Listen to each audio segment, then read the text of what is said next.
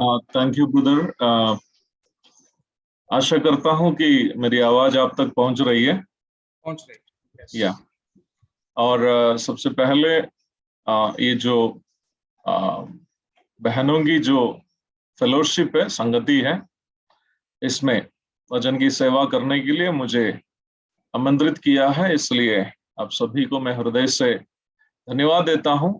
और जितने भी बहन लोग इस संगति में सहभागी हैं और उनका प्रोत्साहन करने वाले उनके जो पति लोग हैं, भाई लोग हैं, आप सभी को भी मैं हृदय से अभिनंदन करता हूं। और जिस प्रकार यहाँ पर अनाउंस किया गया है, आज एक छोटा सा चर्चा के लिए, मनन के लिए हम लोगों ने जो विषय चुना है, उसके विषय में ब्रदर बोस ने यहाँ पर अभी बताया है। क्रूस एक ऐसा विषय बन गया है जिसमें सही जानकारी से अधिक जो है गलत जानकारी यहाँ तक तथाकथित मसीहियों के बीच में भी फैल रही है। और कई लोगों के लिए क्रूस जो है एक आराधना की वस्तु बन गई है। कई लोगों के लिए प्रार्थना करने का एक माध्यम बन गया है। कई लोगों के लिए ये जो है खुद को सजाने का भी एक चीज बन गया है। एक बार मैं कटिहार में, बिहार के कटिहार में जहां मैं रह के सेवा करता हूं, एक आदमी को मैंने मिला, उसके गले में जो है एक क्रॉस जो है टांगा गया था। तो मैंने सोचा कि ये एक क्रिश्चियन होगा।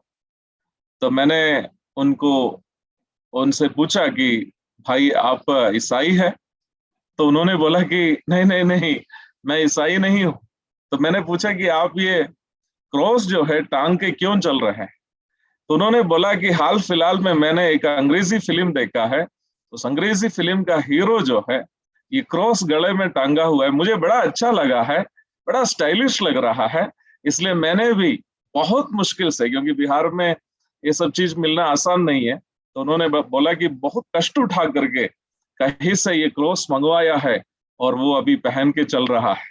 मुझे ये नहीं पता था कि रोना है कि हंसना है, क्योंकि कई लोगों के लिए ये एक आराधना की चीज बन जाती है और कई लोगों के लिए प्रार्थना करने के एक माध्यम है, और वही कई लोग इसको केवल और केवल सांसारिक तरीके से भी इस्तेमाल करते हैं।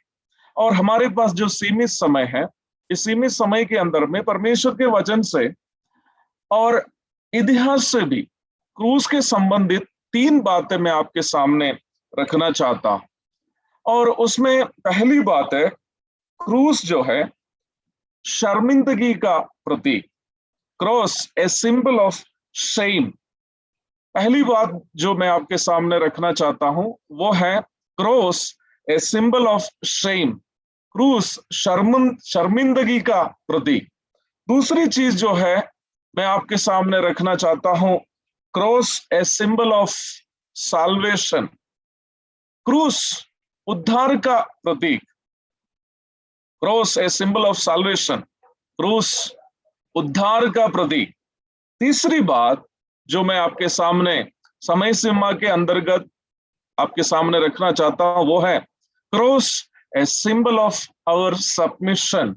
क्रूस जो है हमारे आत्मसमर्पण का प्रतीक है। क्रूस शर्मिंदगी का प्रतीक है, शर्म का प्रतीक है, और क्रूस जो है उद्धार का प्रतीक है, और क्रूस जो है आत्मसमर्पण का या समर्पण का प्रतीक है। इन तीनों शीर्षक पर महत्वपूर्ण 3 बातें आपके सामने रख करके मुझे दी गई जिम्मेदारी से मैं निवृत्त होना चाहता हूं। तो सबसे पहली बात, cross a symbol of Shem.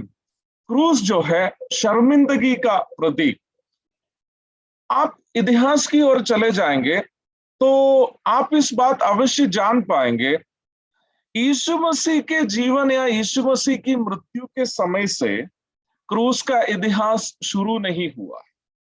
क्रूस का इतिहास जो है यीशु मसीह से भी कई वर्ष के पूर्व से, और उपलब्ध जानकारी के अनुसार एक बहुत ही पौराणिक साम्राज्य असीरिया के विषय में बाइबल में बहुत बार जो है हम लोग देखते हैं, असीरिया की राजधानी थी निनवे, जहां पर प्रचार करने के लिए योना नबी को परमेश्वर ने भेजा था।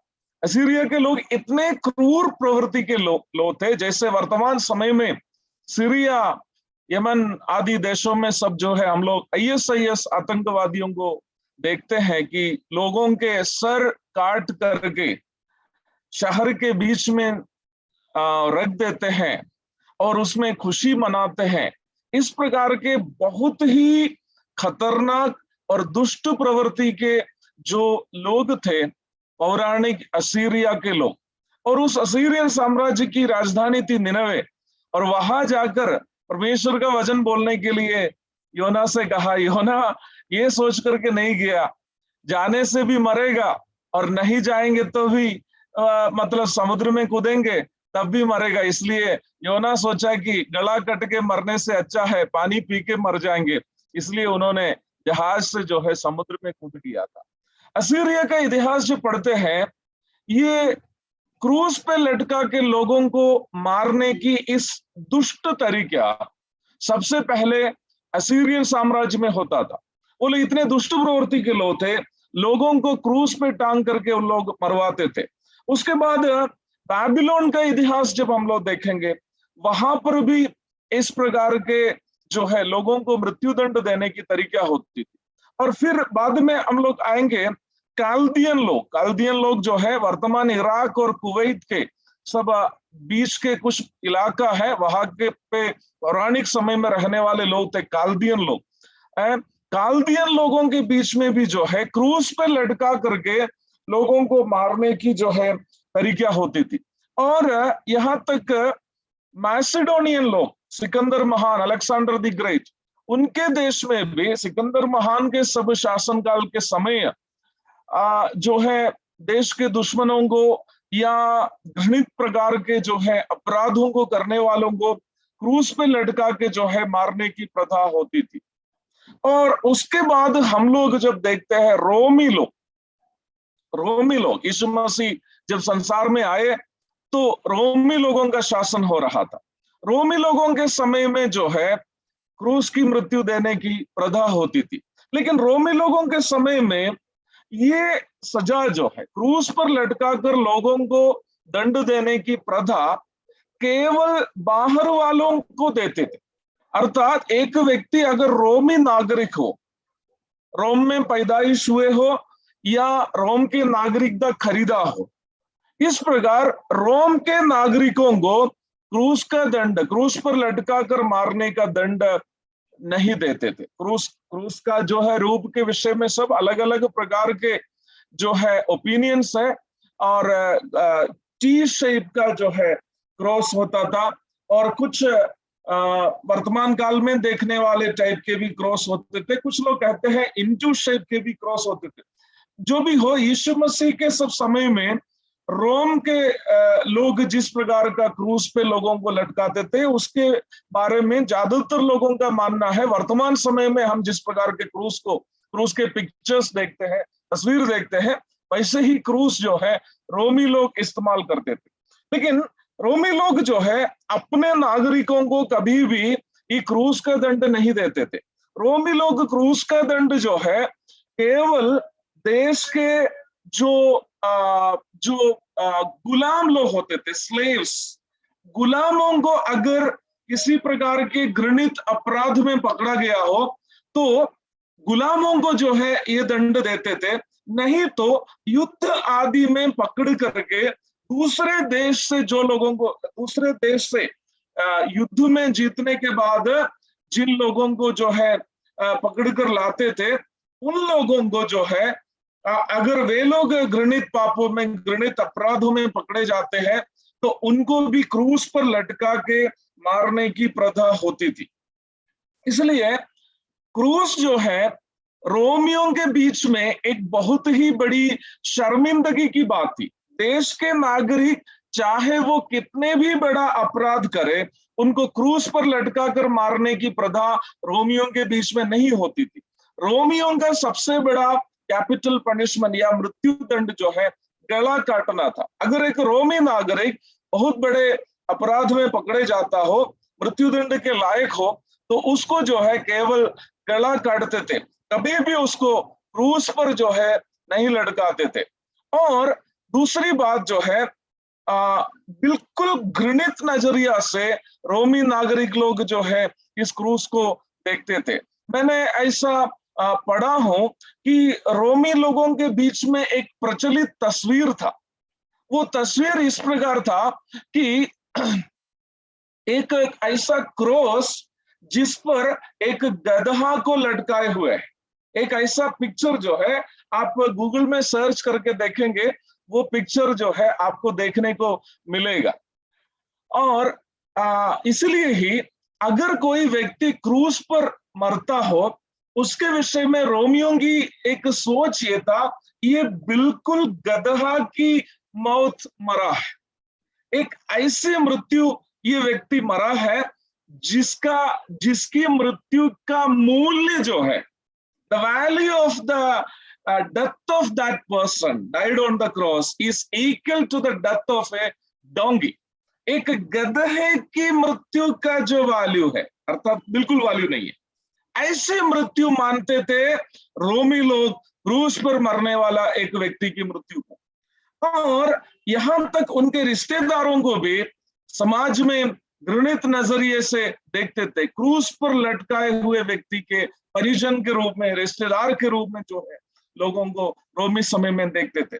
और यहूदियों के परिपेक्ष में अगर देखा जाए, यहूदी लोग भी क्रूस पर जो मृत्यु है उसको सबसे घृणित नजरिया से देखते हैं। व्यवस्था विवरण की पुस्तक 21 अध्याय की 22वीं पद अगर आप पढ़ के देखेंगे, आप में से जो लोग नोट करते हैं, आप नोट करके जा सकते हैं। सभी पद उठा करके पढ़ने के लिए हमारे पास समय नहीं है। व्यवस्था विवरण की पुस्तक 21 अध्याय की 22वीं पद में मूसा जो है यहूदियों को सिखाया, इसराइलियों को सिखाया, क्रूस पर उस व्यक्ति की लाश टांगी जाती है जो श्रापित हो। श्रापित व्यक्ति को जो है पेड़ पर लटकाया जाता है। वह क्रूस शब्द नहीं है, पेड़ पर लकड़ी के काट में उसको लटकाया जाता है जो श्रापित व्यक्ति है। तो यहूदी लोग भी क्रूस की मृत्यु को जो है एक श्रापित की मृत्यु मानते थे। रोमी लोगों के लिए it was equal to the death of a donkey, एक गधे की मृत्यु के बराबर था। और यहूदियों के लिए ये श्रापित की मृत्यु थी। यहां तक तीसरी शताब्दी, अर्थात तीसरी शताब्दी में कॉन्स्टेंटाइन नामक सम्राट ने धर्म परिवर्तन करके ईसाई बनकर ईसाईयत को रोम के औद्योगिक धर्म का दर्जा दिया। तब तक जो है रोमियों के बीच में क्रूस के प्रति एक घृणा और शर्म के प्रतीक के रूप में वे लोग जो है इसको मानते थे। ये घृणा की वस्तु थी, शर्मिंदगी की वस्तु थी। और क्रूस के विषय में एक और बात कह करके मैं आगे की ओर बढ़ना चाहता हूं। मैं आपसे ये कहा, दुनिया के इतिहास में अलग अलग प्रकार की जो है मृत्युदंड देने की तरीका है। फांसी देने की तरीका और गला काटने की तरीका, पथराव करके लोगों को मारने की तरीका, और अलग अलग प्रकार जो है मृत्युदंड देने की तरीका अलग अलग देशों में प्रचलित थी। परंतु देखा जाए सबसे दयनीय और दर्दनाक मृत्यु क्रूस पर लटके हुए मरना था। क्योंकि क्रूस पर एक व्यक्ति को जीवित स्थिति में टांगे जाते थे, कई दिन तक भी वो व्यक्ति वहां रह सकते हैं। उसके पांव कहीं पर रखने का जगह नहीं होता था। वो रस्सी से बांधा हुआ स्थिति में या फिर कोई काटी से टांगा हुआ स्थिति में उसको उस क्रूस पे लटकाए जाते थे। सांस लेने में दिक्कत होते थे। कई दिन तक वहां पर एक ऊंचे पहाड़ जैसे जगह में खड़े रहने से चिड़िया, जैसे खतरनाक जो वल्चर आदि जो चिड़ियाएं होती है, ये चिड़ियाएं आकर के आंग नोचने की संभावना है, शरीर को खा जाने की, मतलब जीवित स्थिति में उस व्यक्ति के शरीर जो है इस प्रकार के जो है जो चिड़ियाएं खा जाने की संभावना है। इस प्रकार जो है क्रूस की मृत्यु किसी भी परिप्रेक्ष्य में देखा जाए ये शर्मिंदगी का एक प्रतीक था।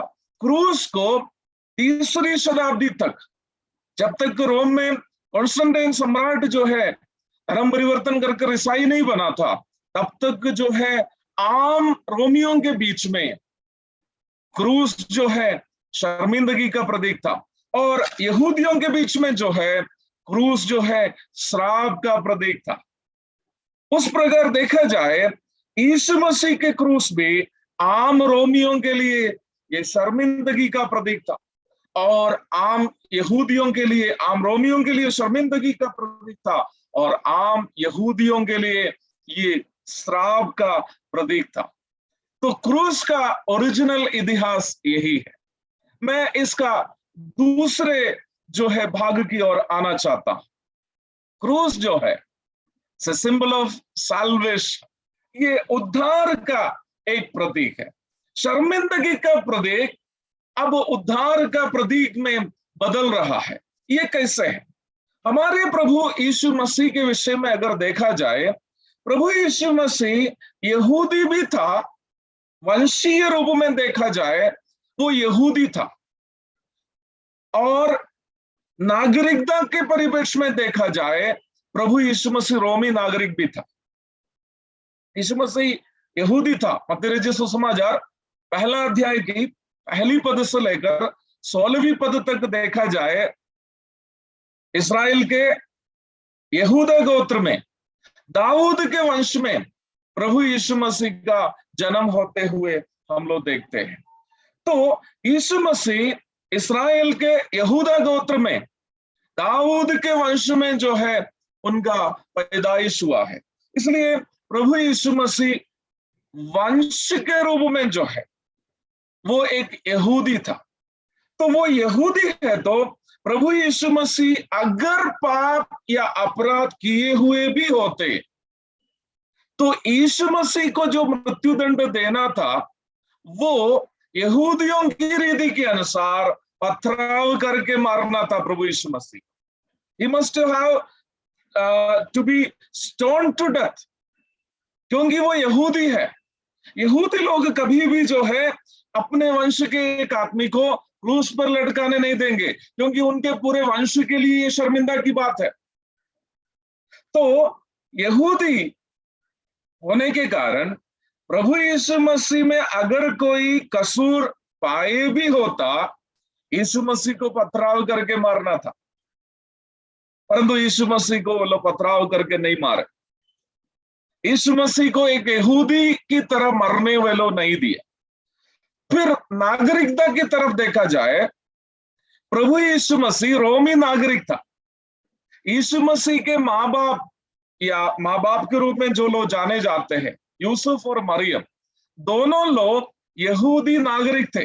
लूका रचित सुसमाचार दूसरे अध्याय की 1 से लेकर के 3 तक के पदों को जब हम लोग पढ़ते हैं तो वहां पर अगस्तुस कैसर सम्राट के शासनकाल में यूसुफ और मरियम जो है जनगणना में अपना नाम दर्ज करने के लिए जाते हुए हम लोग पढ़ते हैं। वे लोग रोमी नागरिक थे, इसलिए रोम के नागरिकों की जब गिनती ले रहा है उसमें उन लोगों का नाम चढ़ाना जरूरी थी।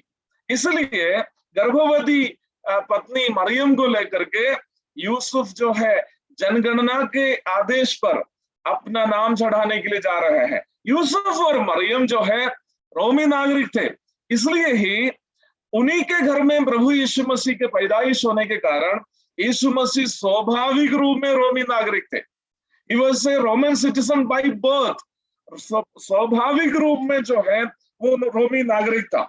और दूसरी एक प्रमाण यीशु मसीह के रोमी नागरिकता के बारे में हम देखते हैं, मत्ती रचित सुसमाचार 17 अध्याय की 27 पद में यीशु मसीह इनकम टैक्स पे करते हुए, कर अदा करते हुए हम लोग पढ़ते हैं। हमारे लिए बहुत ही परिचित एक घटना है। यीशु मसीह को कर देने का टाइम आया, हाथ में कुछ नहीं है। यीशु मसीह ने अपना शिष्य पतरस से कहा कि बंसी निकालो और जाकर के एक और बार क्या करना है, मछली पकड़ना है। और जो मछली सबसे पहले मिलेगी उसके मुंह में से जो सिक्का मिलेगा उसमें से आधा क्या करना है, पतरस तुम अपने नाम में कर अदा करना और आधा मेरे नाम से भी। तो यीशु मसीह ही was a tax paying Roman citizen, कर अदा करने वाला नागरिक था प्रभु यीशु मसीह। और रोमी नागरिक को, जैसे मैंने पहले कहा, रोमी नागरिक को देने वाला सबसे बड़ा दंड वो गला काटना था। हम जानते हैं पौलुस का गला काटा था और बहुत सारे भक्तों का जो है गला रोमी शासनकाल में शासकों के द्वारा काटे गए थे। तो रोमी नागरिक को देने वाला सबसे बड़ा मृत्यु दंड वो गला काटना था। लेकिन यीशु मसीह के विषय में जब हम लोग आते हैं, वो यहूदी था, वंशीय रूप में उनको पथराव करके मारना था। यदि उनमें न्याय व्यवस्था के अनुसार भी यदि परमेश्वर की निंदा कोई करता है तो उनको पथराव करके मारने का आदेश था। और यहूदियों का आरोप था ये अपने आप को परमेश्वर कहा है। अगर उनका आरोप सही भी हो तो यीशु मसीह को देना था पथराव करके मारने का दंड, वो नहीं दिया। यीशु मसीह की मृत्यु एक यहूदियों के रीति के अनुसार की मृत्यु नहीं थी, और वो कर देने वाला और जन्म से ही रोमी नागरिक था। और एक रोमी नागरिक के रूप में अगर वो देश के खिलाफ में कोई अपराध किया हो तो उनका गला काटना था। परंतु प्रभु यीशु मसीह की मृत्यु ये दोनों प्रकार की नहीं थी।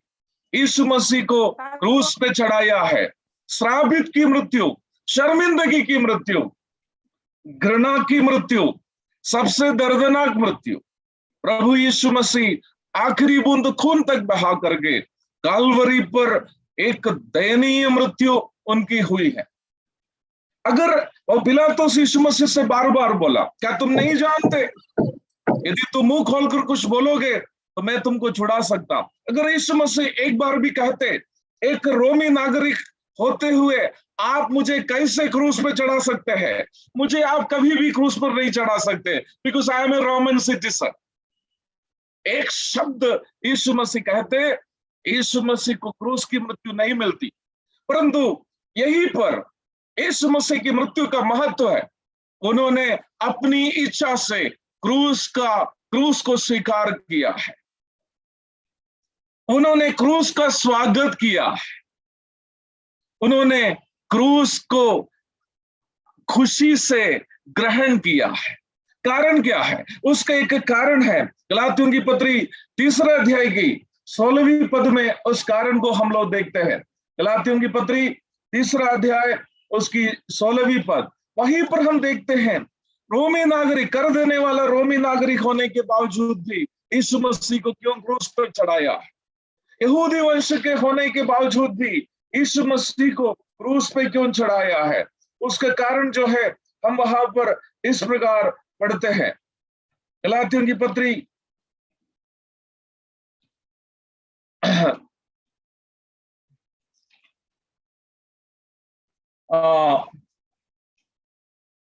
हम वहां पर जो है इस प्रकार पढ़ते हैं कि यीशु मसीह हमारे क्या बन गया है, श्राप अपने ऊपर उठा लिया है। आप उठा लीजिए गलातियों की पत्री 3 अध्याय उसकी 13वीं पद, माफ कीजिएगा 16 नहीं 13वीं पद।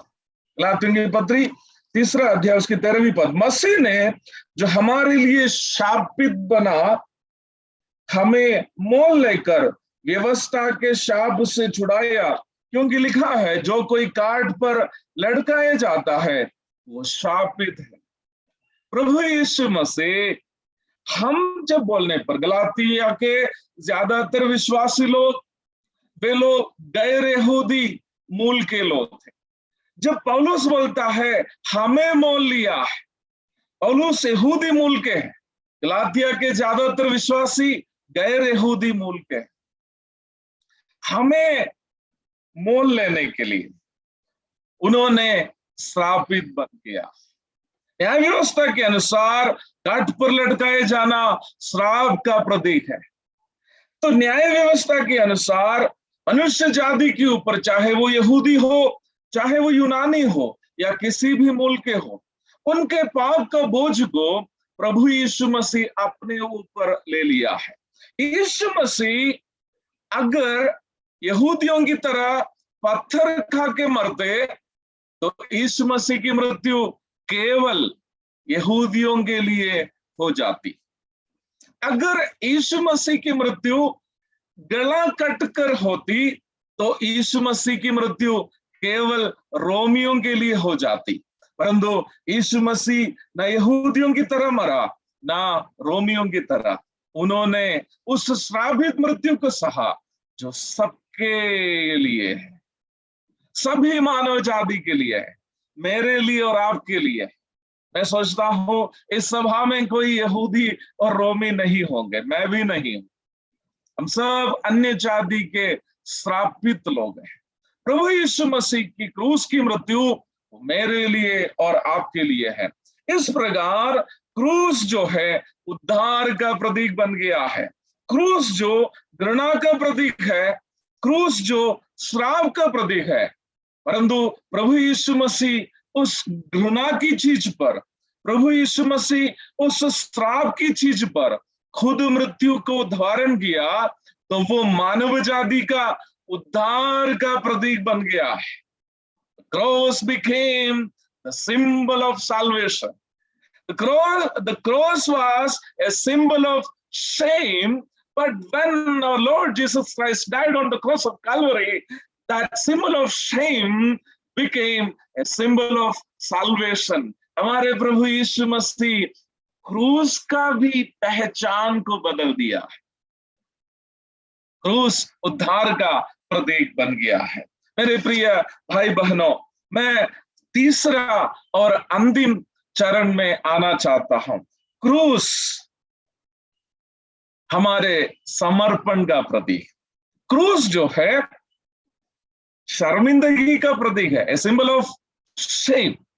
और हम अब देखे हैं क्रूस उद्धार का प्रतीक बन गया। आज कोई भी मनुष्य जो है काल्वरी क्रूस की ओर देख करके अपना पाप से पश्चाताप करते हुए यीशु मसीह से कहते हैं, प्रभु यीशु, मैं स्वीकार करता हूं आप मेरा प्रभु है और आप मेरे पाप के लिए मेरे श्राप को उठाते हुए क्रूस पर मर गया है और जी उठा है। और हम वचन में पढ़ते हैं, इस प्रकार की प्रार्थना जो करते हैं रोमी 10:9 और 10 के अनुसार, उनको उद्धार और धार्मिकता मुफ्त में मिल जाती है, परमेश्वर के साथ संगति हो जाता है। Cross became a symbol of salvation. क्रूस जो है उद्धार का प्रतीक बन गया है। अब हम तीसरा और अंतिम चरण की ओर आते हैं। Cross a symbol of our submission, हमारे समर्पण का प्रतीक जो है। और मत्ती रचित सुसमाचार 26 अध्याय के 39 पद इस संदर्भ में हम पढ़ेंगे। मत्ती रचित सुसमाचार 26 अध्याय उसकी 39वीं पद। वहां पर हमारे प्रभु यीशु मसीह क्रूस को स्वीकार करने के पूर्व बताए गए एक प्रस्ताव को देखते हैं। हमारे प्रभु यीशु मसीह काल्वरी के क्रूस की ओर जाने के पूर्व गत्समने बगीचे में बैठ करके अपने पिता के साथ उन्होंने समय बिताया। और पिता के साथ बैठते समय में प्रभु यीशु मसीह पिता से इस प्रकार कहता है, 26 अध्याय उसकी 39वीं पद। तो हम इस प्रकार पढ़ते, फिर वो थोड़ा और आगे बढ़कर मुंह के बल गिरा और ये प्रार्थना की, ए मेरे पिता, यदि हो सके तो ये कटोरा मुझसे टल जाए, तो भी जैसा मैं चाहता हूं वैसा नहीं, परंतु जैसा तू चाहता है वैसा ही हो। यीशु मसीह जब क्रूस उठाया, उस क्रूस में एक और संदेश है। यीशु मसीह पिता की इच्छा के लिए अपने आप को समर्पण कर रहा था। मानसिक देह में क्रूस की दर्दनाक मृत्यु को सहना आसान बात नहीं थी। यीशु मसीह इसलिए कहते हैं, यदि तेरी इच्छा हो तो ये टल जाए, फिर भी मेरी इच्छा नहीं, तेरी इच्छा पूरी हो जाए। पिता की इच्छा के लिए यीशु मसीह का समर्पण का भी एक चिन्ह है क्रूस। परंतु जब हम बाइबल पढ़ते हैं, यीशु मसीह का ये क्रूस उठाने के लिए परमेश्वर के वचन में किसी प्रकार का आदेश हमें नहीं दिया। यीशु मसीह एक बार भी ये नहीं कहा मेरा क्रूस तुम लोग उठा लो। यीशु मसीह के प्रेरित लोग भी यीशु मसीह का क्रूस उठाया नहीं है, और ना ही प्रेरित लोगों ने पहली शताब्दी की कलीसिया से ये कहा कि यीशु मसीह के क्रूस को तुम लोग उठाओ। क्रूस से प्रार्थना करने की, क्रूस की आराधना करने की, या परमेश्वर से प्रार्थना करने का एक माध्यम के रूप में क्रूस का इस्तेमाल करने की आदि आदि आज्ञाएं हम वचन में नहीं देखते हैं। आज जो भी लोग क्रूस को, लकड़ी के क्रूस को खुद उठा के ले चलते हैं, लकड़ी के क्रूस या सोने का क्रूस गले में टांगते हैं, या क्रूस पकड़ करके दुआ प्रार्थना करते हैं, इसमें वचन का कोई आधार नहीं है। क्रूस पकड़ के प्रार्थना करनी या क्रूस से प्रार्थना करनी, क्रूस की आराधना करनी, या क्रूस को एक विशेष प्रतीक के रूप में मानना, आदि आदि शिक्षा हम वचन में देखते नहीं है। न यीशु मसीह ने ऐसा सिखाया, न प्रेरित लोगों ने ऐसे सिखाया, न पहली शताब्दी की कलीसिया ने ऐसा किया है। आज क्रूस रख करके जो भी नौटंकियां तथाकथित मसीही लोग करते हैं, इसका वचन में कोई आधार नहीं है। परंतु क्रूस के संबंध में प्रभु यीशु मसीह ने एक महत्वपूर्ण शिक्षा दी है। वो शिक्षा लूका रचित सुसमाचार 9 अध्याय की 23वीं पद में हम लोग देखते हैं। हम लोग में से कई लोगों के लिए बहुत ही परिचित एक पद है।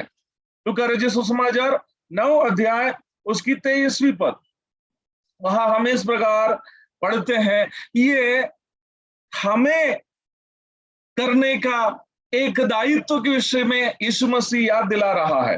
वो क्या कह रहा है?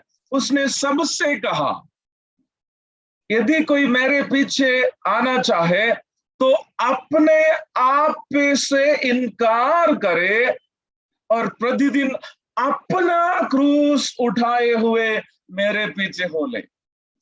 यीशु मसीह का क्रूस उठाने का आदेश वचन में हम कहीं नहीं देखते हैं, परंतु अपना क्रूस उठाने का आदेश हम लोग देखते हैं। No need to take the cross of Jesus Christ, but take your own cross. अपना क्रूस उठाओ। अपना क्रूस उठाने के संबंध में 3 बातें जल्दी बोलकर मैं इस संदेश को समाप्त कर रहा हूं। अपना क्रूस उठाने का मतलब क्या है? पढ़ी हुई है उस पद में जो है हम 3 बातें देखते हैं। अपना क्रूस उठाकर चलने का क्या मतलब है? 23 पद में हम उस दिन इस प्रकार पढ़ते हैं, अपना क्रूस उठाने के लिए आपको क्या करना है? अपने आप से इनकार करें। डिने योरसेल्फ, अपने आप का इनकार करना है। It shows our submission to the lord, प्रभु के प्रति हमारे समर्पण को दर्शाता है। यीशु मसीह के पीछे चलना हो, आपको क्रूस उठाना है। What is that cross? वो क्रूस क्या है? The cross of self denials, self denying the self, खुद को इनकार करने का क्रूस आपको उठाना है। आपकी प्राथमिकताएं, आपके पसंद, आपकी इच्छाएं, आपकी खुशियां आपको त्यागना होगा। आसान बात नहीं है।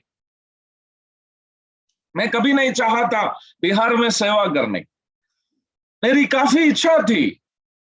मैं छोटा सा पढ़ाई मेडिकल टेक्नोलॉजी के किए थे, और मेरी बड़ी तमन्ना थी कि मैं विदेश में जाकर किसी अस्पताल में नौकरी करूं।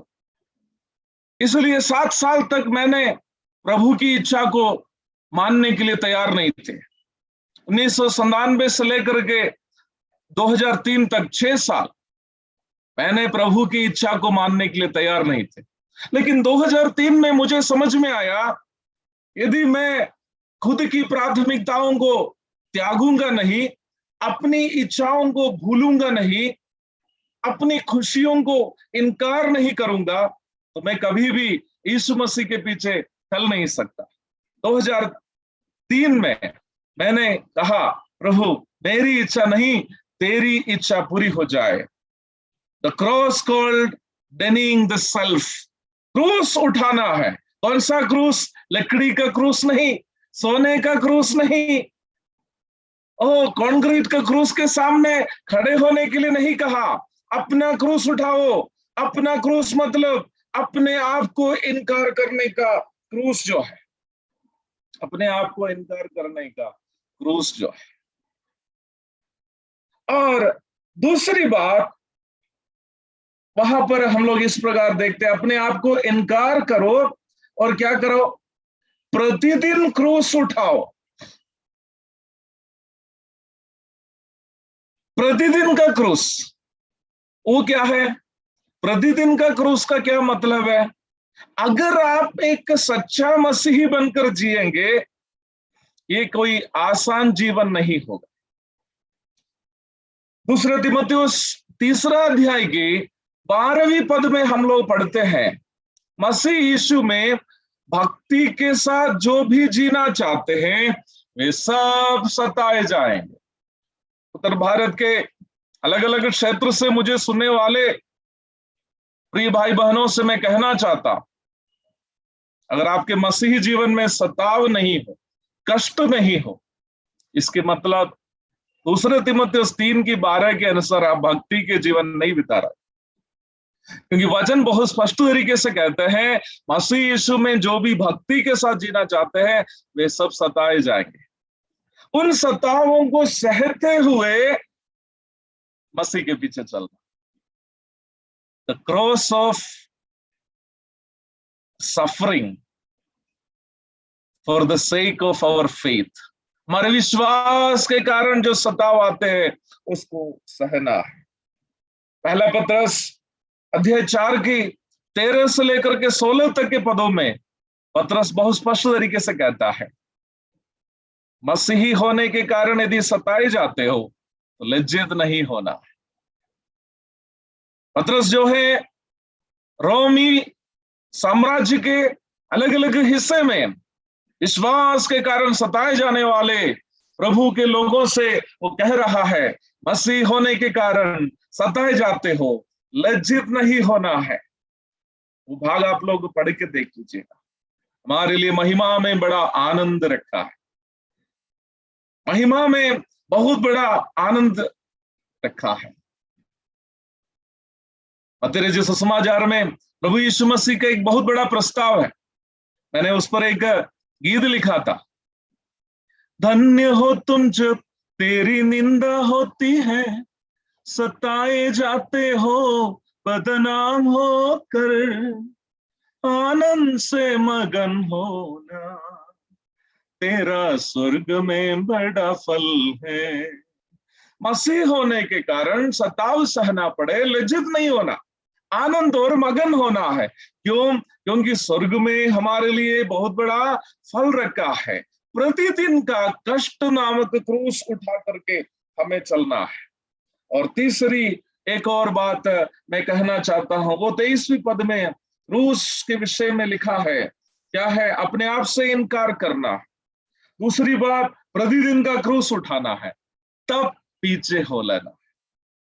यीशु मसीह के पीछे अगर सही में हो लेना हो, यीशु मसीह के पीछे हो लेने का एक और मतलब है। यीशु मसीह के पीछे हो लेने का मतलब है यीशु मसीह के द्वारा हमें दी गई जिम्मेदारियों को निभाना।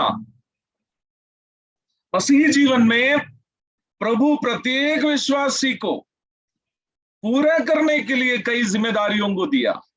उन जिम्मेदारियों को निभाने के लिए क्या करना है? अपने आप को इनकार करना है। अगर मैं अपनी इच्छा को इनकार नहीं करते, विदेश जाकर नौकरी करने की मेरी इच्छा को इनकार नहीं करते, तो आज शायद आपके बीच में भजन बताने के लिए मैं नहीं होता, कटिहार में सेवा करने के लिए मैं नहीं होता। भारत के बहुत सारे लोग जो आज मुझे जानते हैं शायद नहीं जानते, मैं किसी जगह में बैठकर नौकरी करते, परंतु प्रभु की इच्छा मेरे जीवन में पूरा करने के लिए मुझे अपनी इच्छा का, अपनी प्राथमिकताओं को इनकार करना। तब फिर प्रभु की इच्छा के लिए समर्पण करने की ये इच्छा नहीं है कि फिर बल्ले बल्ले है, नहीं, इस संसार में हम प्रभु के रास्ते में चलेंगे, संसार हमें सताएगा, संसार में तुम्हें क्लेश है, यीशु मसीह ने कहा संसार में तुम्हें क्लेश होगा, लेकिन प्रभु ने क्या बोला, क्लेश को मैं हटा दूंगा, बोला नहीं, प्रभु ने बोला ढाढ़स बांधना, मैंने संसार को जीत लिया है। यीशु मसीह ने कहा संसार के क्लेश को तुम उठाते हुए चलोगे, तो प्रभु ने ये नहीं कहा कि संसार के क्लेश को मैं हटा दूंगा, प्रभु ने ये कहा कि संसार को जीतने वाला मैं तेरे साथ रहूंगा। शिष्यों को उन्होंने सेवा के लिए भेजते समय उन्होंने क्या बोला है, जगत के अंत तक मैं तुम्हारे संग सदैव हूं, I will be with you and towards the end of this age, युग के अंत तक मैं तुम्हारे संग रहूंगा। यीशु मसीह की संगति का आनंद मिलेगा, वही है सबसे बड़ा आनंद। धन संपत्ति, नौकरी और दुनिया की सभी प्रकार की बहुमूल्य चीजों से बढ़ करके परमेश्वर की संगति का आनंद मिलेगा। तो परमेश्वर के साथ चलते समय हमें मिलने वाला एक बड़ी आशीष है, प्रभु हमारे जीवन के द्वारा जो बड़ी बड़ी बातें, बड़ी बड़ी योजनाएं लागू करना चाहते हैं, वो प्रभु हमारे द्वारा लागू करेगा। Until and unless there is a self-denial, until and unless we are ready to go through the sufferings of this world, God cannot accomplish His plans through us. हमारे द्वारा प्रभु की योजनाएं तब तक पूरी नहीं होगी जब तक हम खुद को इनकार करने का क्रूस नहीं उठाएंगे। मसीही जीवन के राहों में मिलने वाले कांटों को और दुखों को सहने के लिए हम तैयार नहीं हैं, हमारे जीवन के द्वारा परमेश्वर की योजना कभी नहीं पूरी होगी। क्रूस उठाने का मन हमें होना चाहिए। इस विषय में एक बहुत ही विख्यात एक गीत है, उसके विषय में एक शब्द कहते हुए मैं अपना संदेश को समाप्त करना चाहता हूं। हेनरी फ्रांसिस लाइट नामक एक प्रभु के दास था स्कॉटलैंड में। उनके बचपन के समय ही उनके पिताजी ने उनकी मां को छोड़ दिया था। कुछ साल के बाद पिताजी ने हेनरी फ्रांसिस को भी छोड़ दिया। बचपन अनाथ के रूप में उन्होंने बिताया, परंतु कुछ लोगों की मदद के कारण, अपने ही कुछ मामा जी और अन्य लोगों के मदद के कारण उन्होंने पढ़ा, फिर सेमिनारी में जाकर बाइबल पढ़ा, उसके बाद एक नामधारी कलीसिया के वो जो है एक पादरी बन गया। परंतु उसी सेमिनारी में उनके साथ पढ़े हुए एक दूसरा व्यक्ति था, रेवरेंड अब्राहम स्वान नाम था।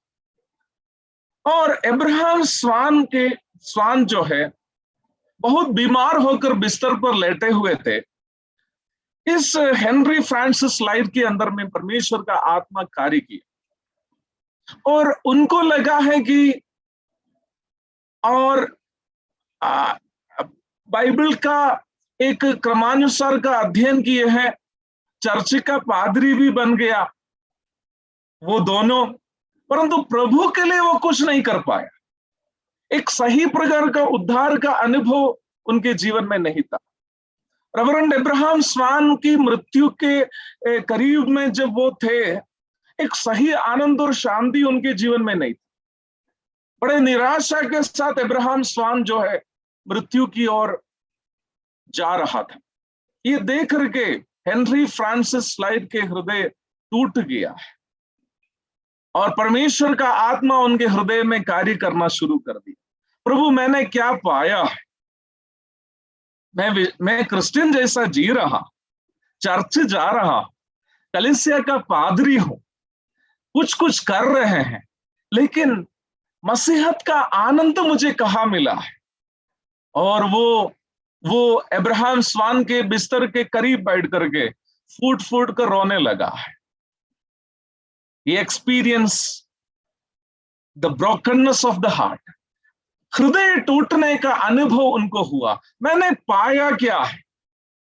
प्रभु, मैंने सेमिनारी की पढ़ाई की, पादरी बना, परंतु मैंने आपको पाया नहीं है। वो बिलक बिलक कर रोने लगा।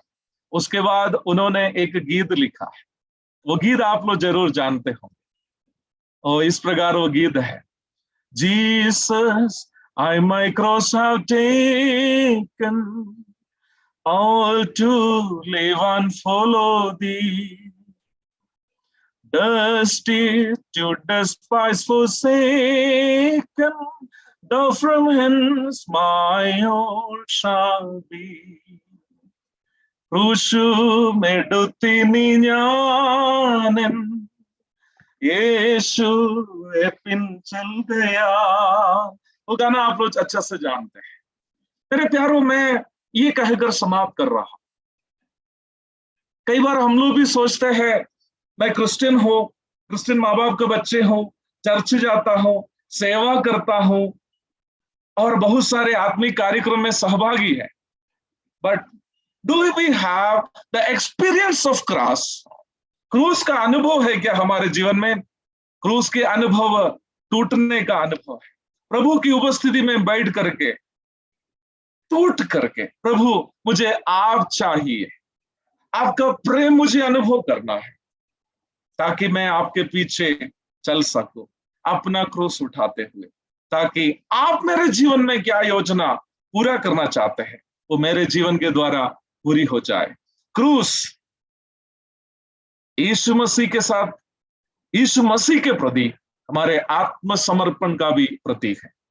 और क्रूस एक शर्मिंदगी का प्रतीक है।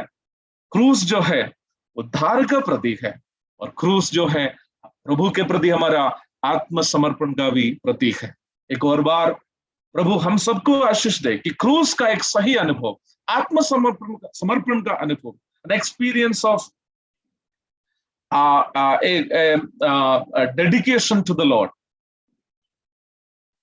हमारे अंदर होने के लिए प्रभु इस छोटे से संदेश के द्वारा सभी को सहायता करे। और मुझे अवसर दिए हुए सभी प्रिय लोगों को हृदय से धन्यवाद देता हूं। प्रभु के धन्य नाम की महिमा हो। आमीन।